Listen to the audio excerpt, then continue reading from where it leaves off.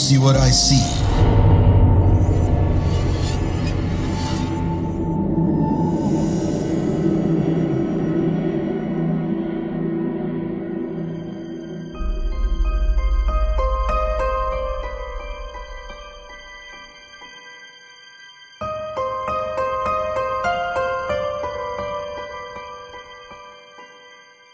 Selamat malam.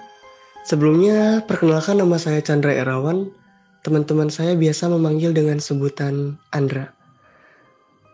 Maaf mengganggu waktunya, saya izin bercerita, berbagi cerita, dan ingin sedikit bercerita mengenai hal yang pernah saya alami sewaktu dulu, yang mana kejadian ini terjadi sekitar tahun 2016 silam, bertepatan di mana saya pertama kali menginjakan bangku di sekolah menengah pertama, di sekolah berbasis asrama, berbasis pondok pesantren di daerah Jawa Barat.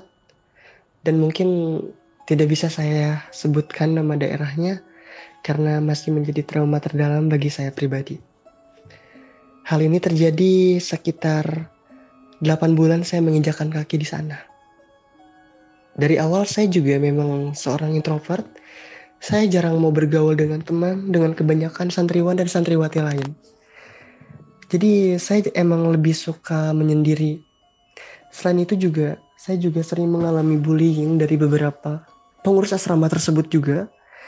Dan juga beberapa bullying lain dari santriwan dan santriwati di sana. Ada katanya rumor di kalangan senior yang sekolah ataupun pesantren di sana yang mengatakan bahwa Mbah Yai, guru ngaji kita semua di sana, dia itu katanya memiliki peliharaan. Dan peliharaan di sini itu bukan ternak atau hewan, melainkan entah itu jin atau makhluk halus semacamnya. Yang mana dia mempergunakan peliharaannya tersebut untuk memberikan hukuman kepada santriwan atau santriwati yang mendapatkan pelanggaran ataupun melanggar adat dan peraturan di sekolah tersebut, di asrama tersebut. Waktu itu kejadiannya sekitar, saya masih ingat tanggal dan harinya karena masih saya catat di kalender, sekitar tanggal 16 Desember 2016 silam. Saya dulu dijebak dan juga merupakan suatu bulian gitu hari itu buat saya. Yang mana ini tuh bertepatan dengan seminggu ataupun 4 hari setelah saya berulang tahun. Seperti itu. Jadi dulu tuh ada adat di mana kalau misalkan yang ulang tahun tuh harus dikasih hukuman. Seperti itu kan. Nah, jadi teman-teman saya menjebak saya yang dimana jebakan yang bisa membuat depresi berat buat saya. Karena jebakan ini melibatkan, bisa dibilang kalau emang tindakan kriminal gitu, masuknya ke kriminal. Karena ini tuh bersifat bersifat ya tidak manusiawi sama sekali gitu loh, bisa dibilang. Karena untuk bullying semacam ini hanya terjadi kepada saya gitu kan. Jangan sampai ada orang-orang yang mengalami bullying seperti saya. Yaitu mereka tuh yang pertama, di hari pertama, mohon maaf sebelumnya saya berbicara kotor, tapi di lemari saya, di baju-baju saya semuanya banyak banget kotoran manusia. Banyak banget kotoran-kotoran manusia.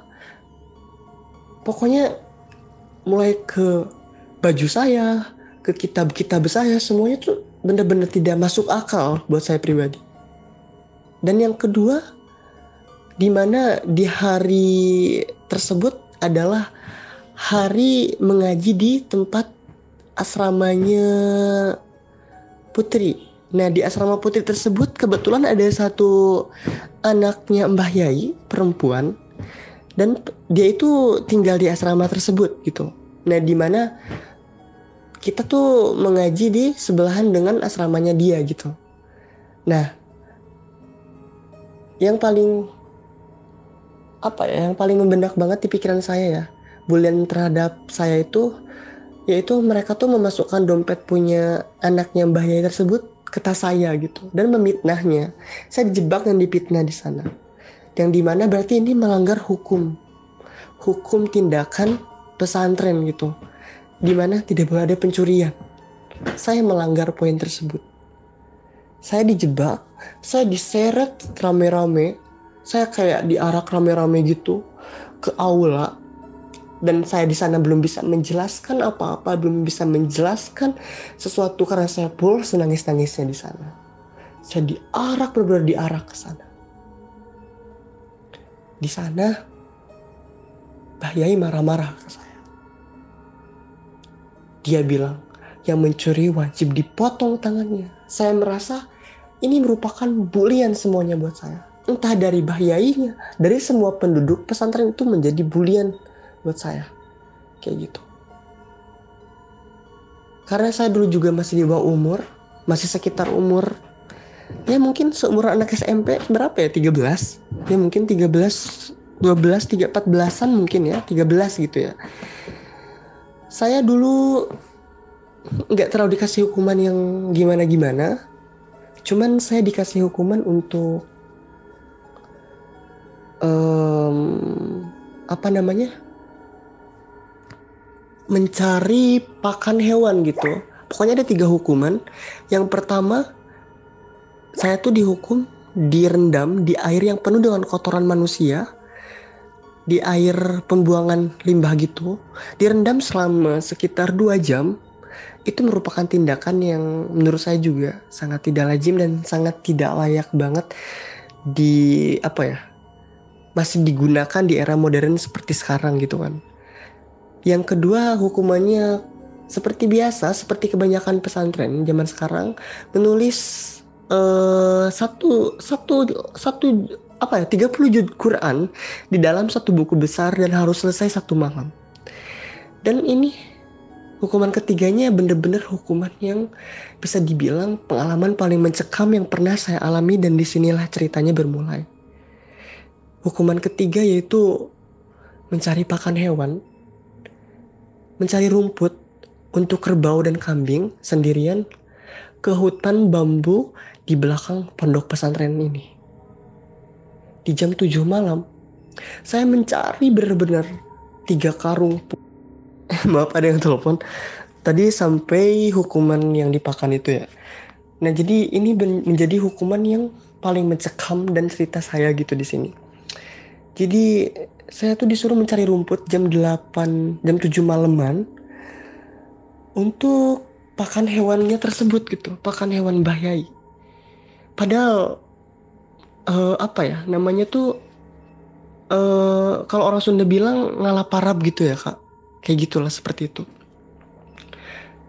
Nah, waktu itu saya benar-benar tidak ada pikiran rasa takut sama sekali, apalagi ditambah dengan pikiran saya yang pokoknya hukuman ini harus selesai biar saya bisa jelasin kalau saya tidak salah di sini. Saya mau membela diri dan saya mau membenarkan kalau sebenarnya bukan saya gitu di sini yang salah, kayak gitu. Karena saya tidak mungkin melakukan hal sedemikian rupa. Suasana semakin mencekam, ditambah hujan juga turun lebat, disertai dengan kilatan halilintar. Benar-benar cekam pokoknya malam itu. Di sana saya terus mencari karena memang sisa sedikit lagi. Mungkin sekitar setengah karungan lagi ya. Saya udah dapat 2 karung gitu, saya taruh sedikit demi sedikit seperti itu kan. Hujan semakin lebat, semakin deras gitu kan. Itu benar-benar ada di hutan bambu yang benar-benar rimbun sekali, gelap banget sampai langit juga gak terlihat ya. Zaman dulu juga kan kita juga belum boleh pegang HP, jadi kita nggak tahu waktu di jam berapa. Yang jelas sebelum saya pergi saya sempat melihat waktu menunjukkan pukul 7.30-an, pukul 7-an. Jadi saya rasa itu sudah cukup larut.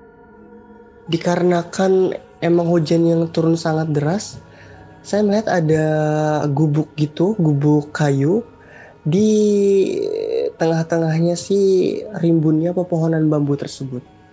Untuk sekedar menghangatkan badan saya juga, Dan juga untuk meneduh, saya meneduh dulu di sana sekitar mungkin 20 menitan sampai benar-benar hujan nggak berhenti. Di sana saya sedih, saya nangis, saya juga masih takut dengan apa yang terjadi, kenapa bisa terjadi seperti ini, dan entah kenapa yayasan melakukan hukuman seperti ini gitu, tanpa tahu penyebab dan akibat kayak gitu.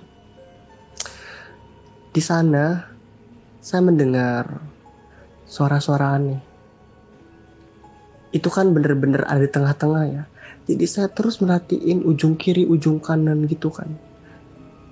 Ujung kanan saya liatin, ujung kiri saya liatin, masih baik-baik aja. Tanpa saya sadari di sana saya mulai sedikit mengantuk waktu itu. Benar-benar mengantuk berat banget. Tapi saya selalu secepat mungkin buat sadar dan juga untuk melanjutkan pekerjaan. Ketika saya mau bergegas karena hujan semakin deras, di ujung sebelah kanan saya kaget sekaget-kagetnya melihat sosok yang sangat tinggi sekali. Sangat benar-benar menggumpal dan tinggi banget dengan mata merah yang menyala. Saya mencoba mendekati karena saya cuma pengen tahu ini ilusi atau apa. Saya mendekati dan alangkah terkejutnya saya ketika saya melihat sosok tersebut. Itu benar-benar besar seperti gumpalan, tinggi tanpa memiliki kaki. Cuman jelas itu seorang nenek-nenek, cuman tinggi besar sekali dan juga memiliki payudara yang sangat panjang. Mohon maaf sebelumnya, panjang sekali, benar-benar tidak memakai pakaian sama sekali. Dia cuma bilang gini, "Aden, Kadia Aden." Dalam artian, sini nak, kayak gitu. Bener-bener tinggi banget. Saya nggak bisa ngejelasin bentuknya seperti apa karena dulu juga masih remang-remang ingatan saya, kayak bener-bener kayak bentuk gumpalan gitu, dan bener-bener tinggi, lebar setinggi pepohonan yang ada di sana kayak gitu. Di sana saya bener-bener ketakutan sampai saya juga mengompoli celana waktu itu. Saya lari tapi seluruh tubuh saya benar-benar beku waktu itu ketika melihat dia. Benar-benar beku banget. Saya lari sengabrit-ngabritnya, benar-benar lari sekenceng-kencengnya sampai di asrama. Saya menceritakan kejadian tersebut ke teman seasrama saya. Ada yang percaya, ada yang enggak. Cuma naluri saya juga tetap sama. Entah apakah itu saya juga nggak tahu. Tapi yang jelas, dia tidak menampakkan dirinya sekali aja. Tapi dia selalu ada ketika saya sendirian. Dia terus seakan-akan menemani saya. Dia menemani saya kemanapun saya pergi. Pernah sekali yang bikin kaget waktu saya mandi. Itu benar-benar ada di ujung WC. Dan benar-benar bikin saya kaget. Saya yang dirasa tidak punya teman di sana. Banyak orang-orang yang memfitnah saya. Dan saya juga masih sekecil itu belum bisa menjelaskan apa yang terjadi. Sosok tersebut selalu menemani saya selama 3 tahun sampai saya keluar dari pesantren tersebut. Hal yang membuat saya bertahan selama 3 tahun di sana dikarenakan keluarga saya yang minim keuangan. Seperti itu. Jadi saya berusaha untuk belajar dewasa di sana. Untuk lebih dewasa lagi. Walaupun sosok tersebut selalu ada mengintai saya. Bahkan mungkin sampai sekarang. Atau masih saat ini juga. Walau alam, mungkin itu sosok yang diceritain para senior. Peliharaannya bahaya. Tapi saya juga kurang yakin. Dia tidak pernah melukai saya. Dia juga tidak pernah menakut-nakuti saya. Cuman karena saya yang kaget. Dan itu menjadi hal yang paling mencekam buat saya selama 3 tahun ini. Dan saya juga masih berusaha diam. Termasuk ke mama saya sampai sekarang. Mungkin cukup sekian cerita yang saya dapat sampaikan. Mohon maaf mengganggu waktunya dan juga ceritanya agak terbata-bata. Mohon maaf, yang jelas ini cerita yang sangat paling mencekam selama ini yang selalu saya rahasiakan gitu. Cerita ini ada benarnya karena mungkin mereka memang terlihat Dan kebanyakan juga mungkin mereka tidak mengganggu, melainkan hanya menemani. Seperti itu. Terima kasih. Selamat malam. Jangan lupa klik like, share, dan subscribe, lalu nyalakan lonceng notifikasimu agar tidak pernah ketinggalan semua cerita horor dari Do You See What I See. Kamu juga punya pengalaman horor? Kirim ke podcast.ceritahoror@gmail.com podcast.ceritahoror@gmail.com